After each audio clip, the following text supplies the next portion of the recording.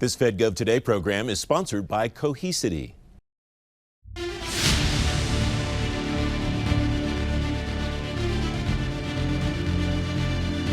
On this edition of FedGov Today with Francis Rose, an audit breakthrough at the Pentagon, making the data connection for your agency's AI efforts, and the people solution at Customs and Border Protection. Welcome to FedGov Today with Francis Rose.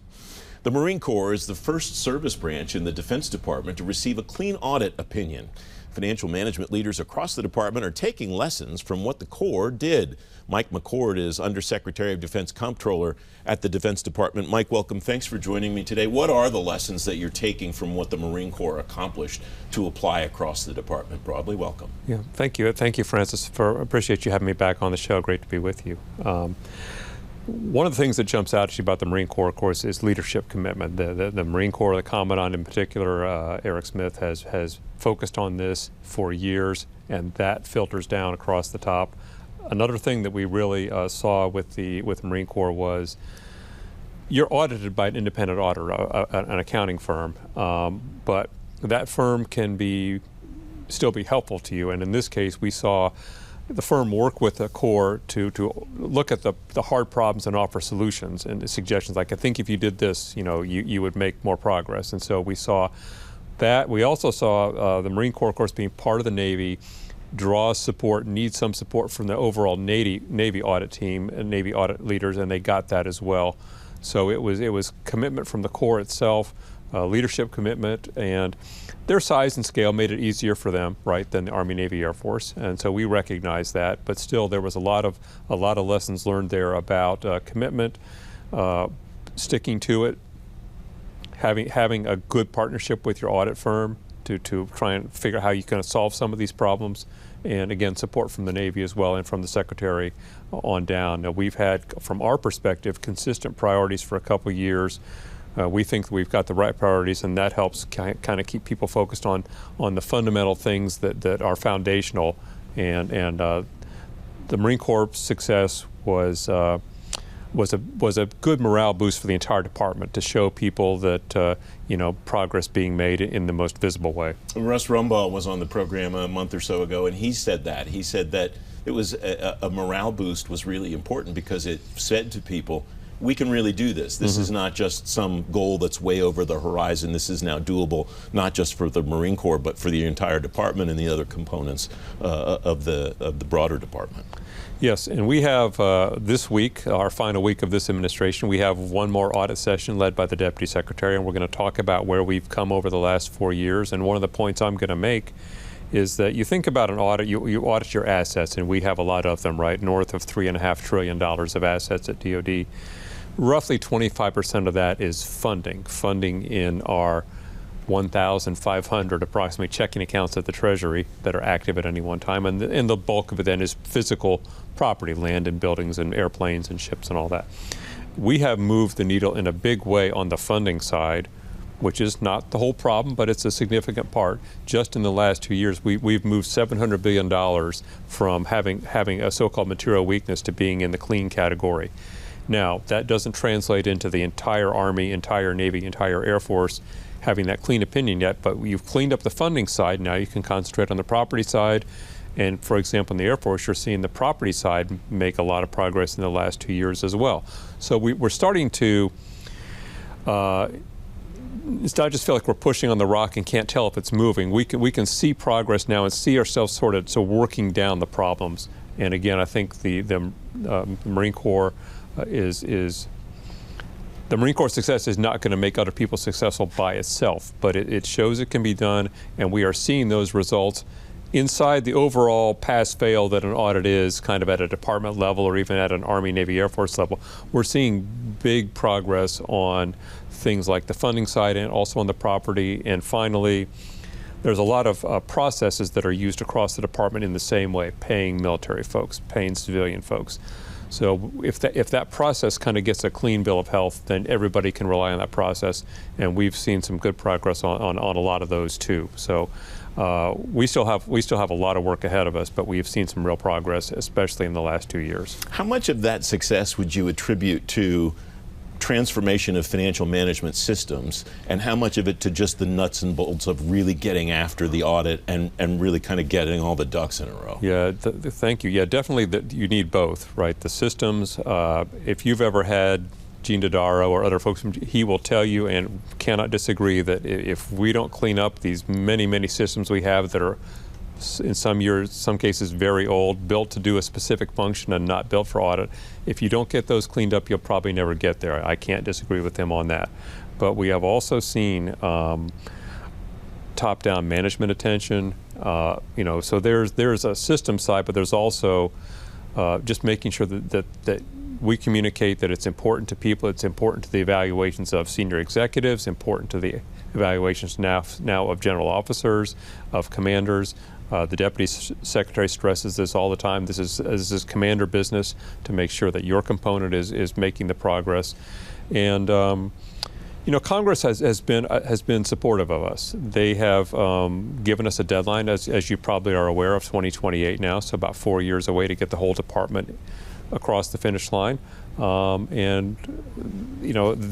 I think have given us a tool here and there and also a deadline. So a little bit of pushing, which is not a bad thing, and occasionally where we've asked for it, a little bit of support. To the point that you made a few minutes ago, Mike, about the finding of the problems, you said recently the department's turned a corner in its understanding of the depth and breadth of its challenges. When you said that, that was kind of my takeaway from that comment. We've kind of dug to the bottom of what all the issues might be. We think we have them all on the table. Did I interpret that I think that's right. And what I was seeing a couple of years ago was the most specific level.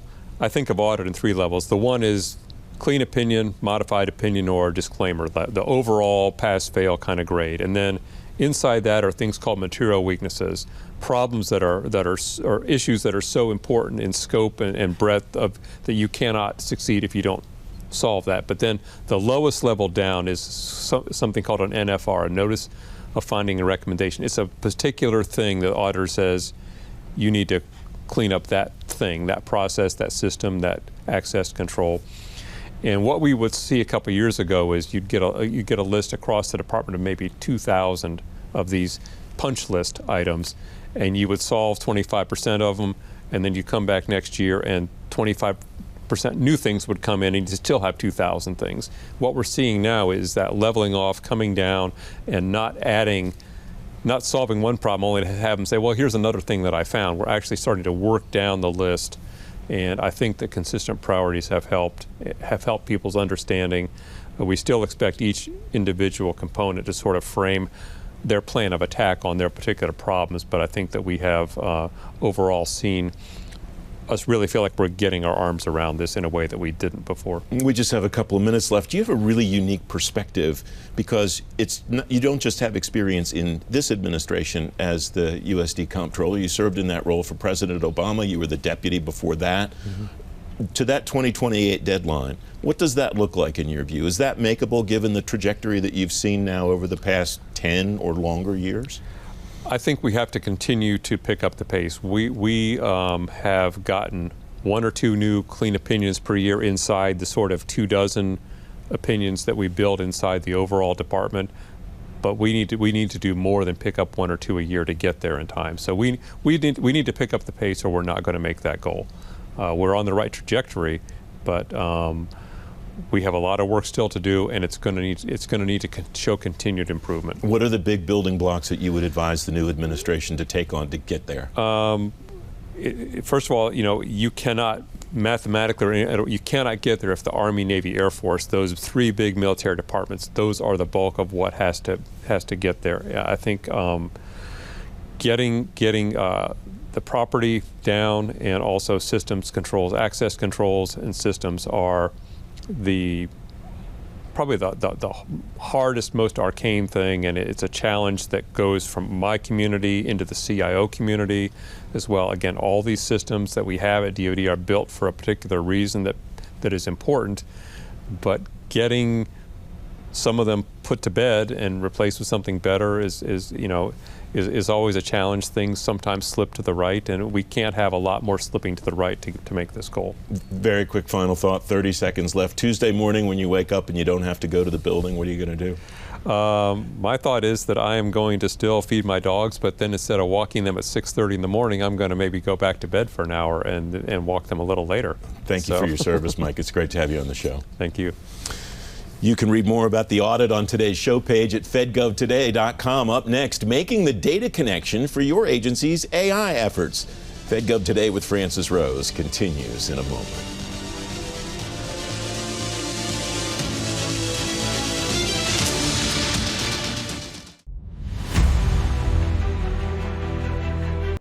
For a very long time, our agency partners have struggled with what to do with the enormous amounts of data that they're generating, that they have access to. And really, in the past several years, they've really started to focus on how to make value out of that data.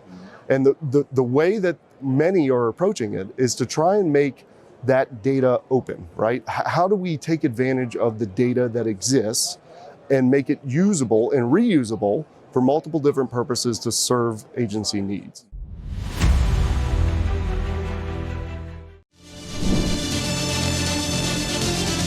Welcome back. About half of small agency chief data officers believe the alignment between their agency's data efforts and their agency's artificial intelligence efforts could be better.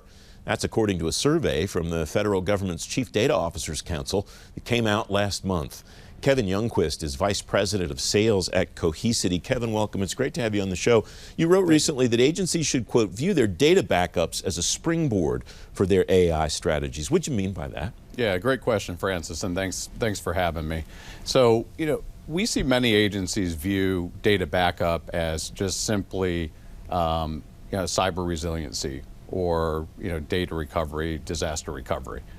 What we find is sometimes we're missing an opportunity, to leverage the investments that have already been made in the infrastructure.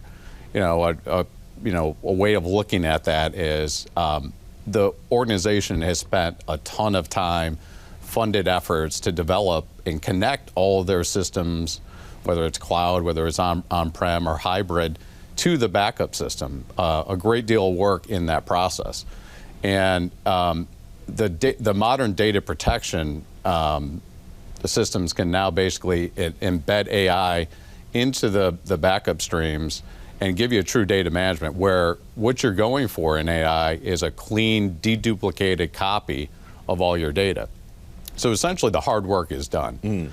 And so we find, and one of our Chief Technology Officer at Cohesity came out of the DoD, was the Chief Data and Artificial Intelligence Officer. And he likes to say, look, you've done the hard work of connecting everything. You have one good copy of all your clean data. You can leverage that, and it really becomes work smart rather than hard.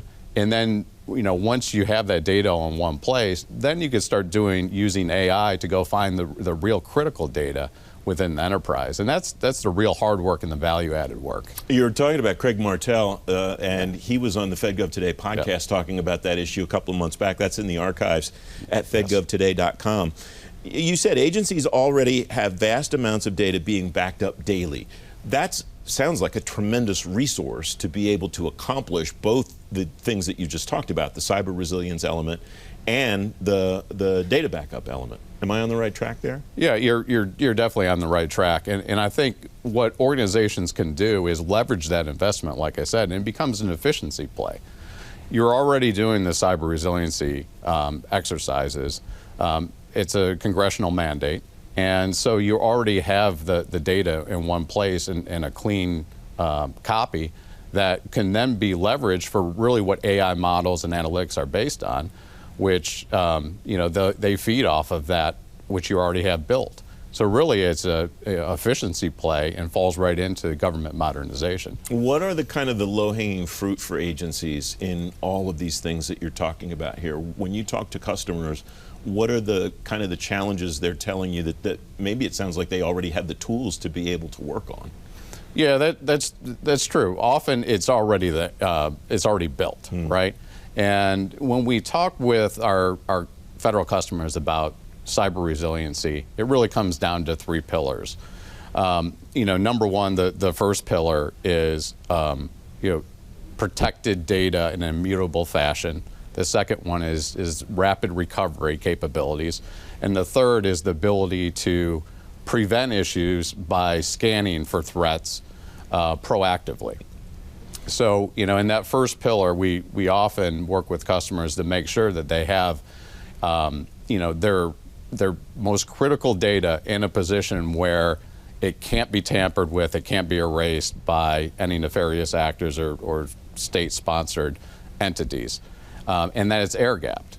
And then the next piece of it is really the ability to recover very rapidly, because in the event of an incident, it's not one system or one piece of data that needs to be restored quickly. It's the entire enterprise and all the applications that are tied to it.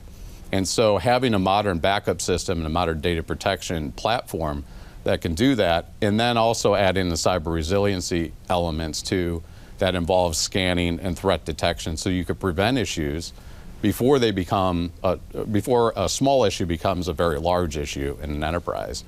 And then the final piece is, some enterprises have, and federal agencies have pieces and parts. It's really the unification of all those, all those tools and capabilities in a single unified platform, rather than trying to cobble it together with point solutions. Kevin, it's great insight. I really appreciate you being on the show today. Thank you for having me. I appreciate it. You can read more about data and AI on today's show page at fedgovtoday.com. Up next, the people solution at Customs and Border Protection. FedGov Today with Francis Rose continues in a moment.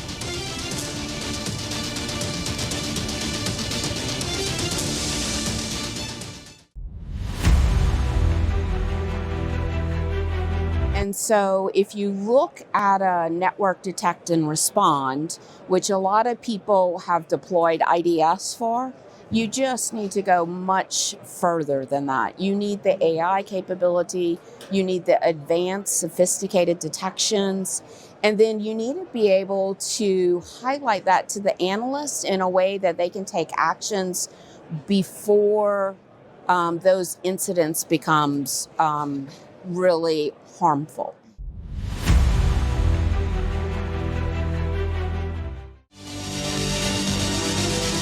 Welcome back. Customs and Border Protection is hiring Border Patrol agents faster than ever, according to data from the Government Accountability Office.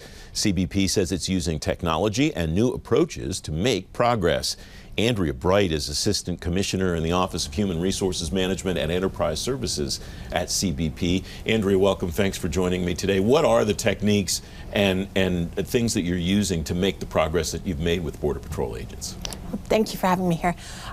A lot of it is about data and technology. We meet monthly with our leadership across all of CBP, and we go through step by step every process in the hiring so that we can see any place where we have an opportunity to improve, and it may be just a little, but every opportunity that we have to improve is something that we're looking at. We've also been leveraging the internet, frankly.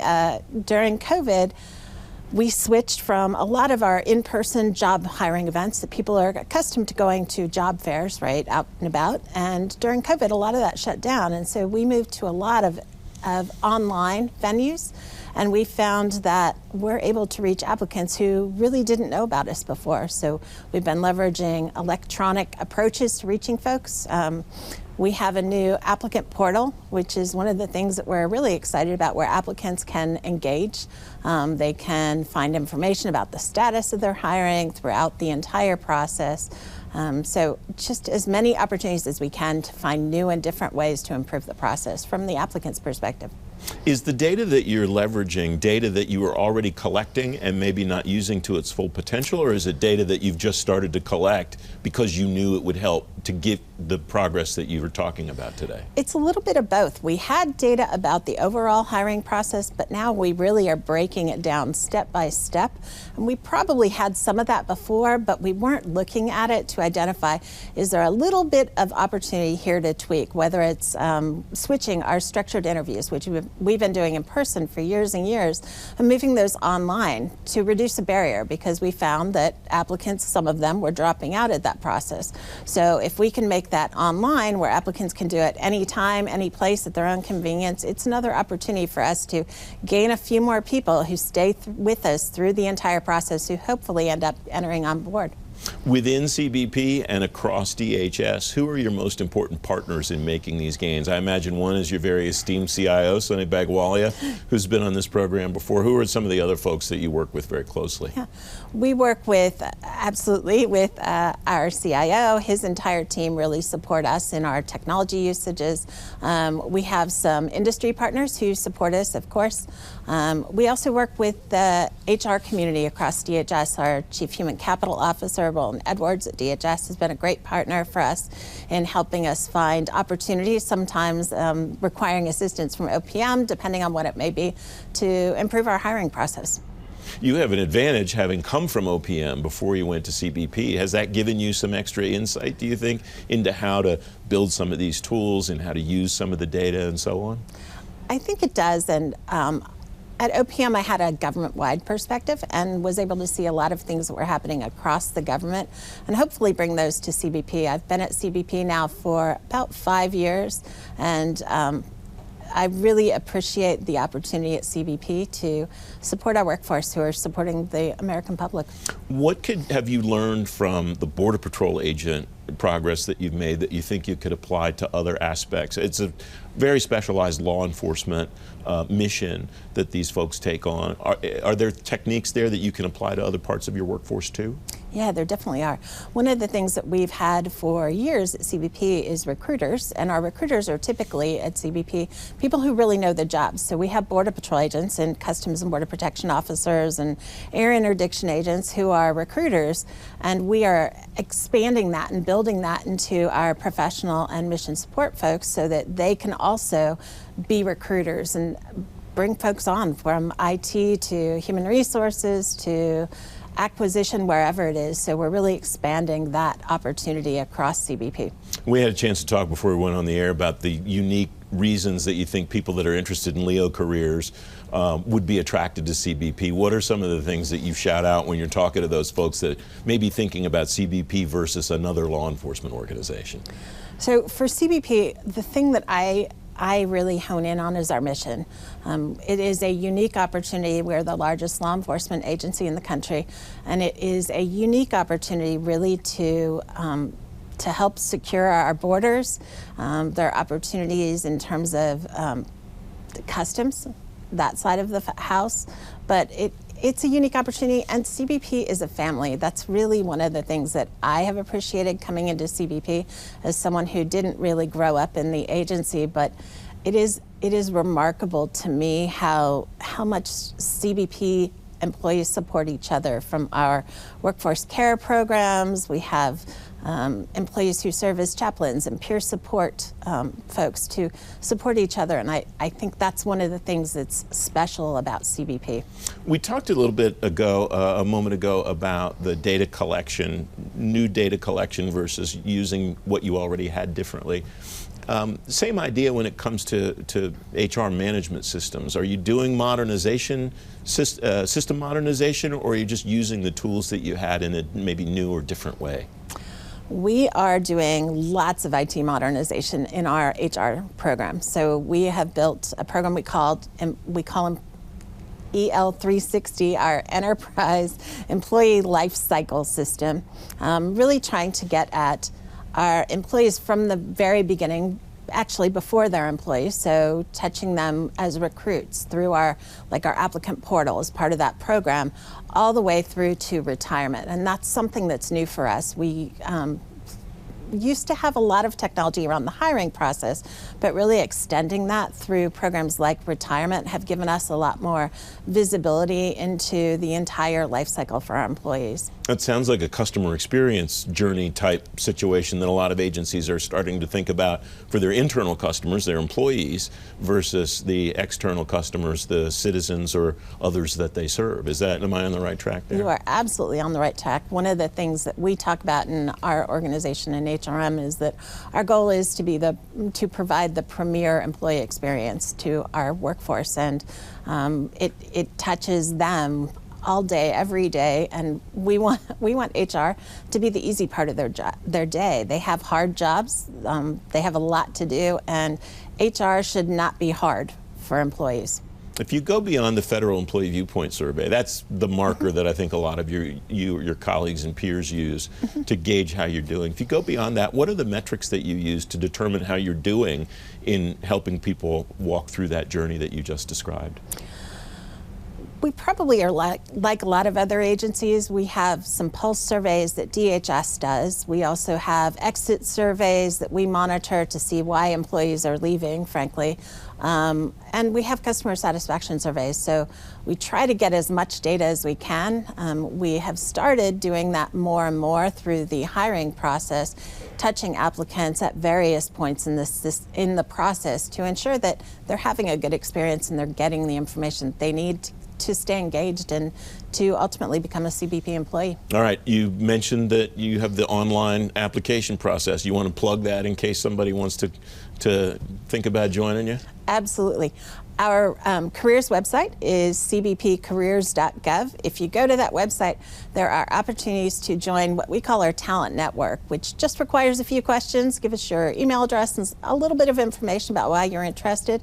And it enables us to provide information back to you to keep you engaged and let you know what it's like to work at CBP. We have about 30 seconds left. Andrea, if we have this conversation a year from now, which I hope we do, what will you hope to gain, or what progress will you hope to make throughout 2025? It will be an increase in the number of people who are looking to join CBP, frankly.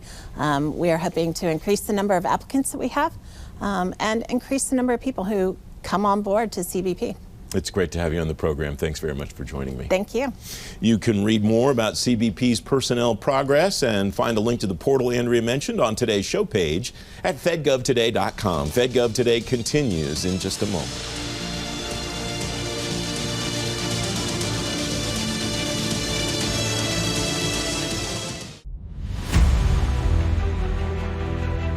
What's happening is the malicious use of AI is accelerating the time to attack. And so from that perspective, I think what's new or what's emergent here is simply a threat coming at us faster. And as such, we have to be ready faster. The whole idea of, hey, I've got maybe 30 days to fix or patch my systems is disappearing quickly. And so I think the top concern we have is, how do we fight back quickly? How do we make sure that we can respond to the things that are coming at us faster than we ever have?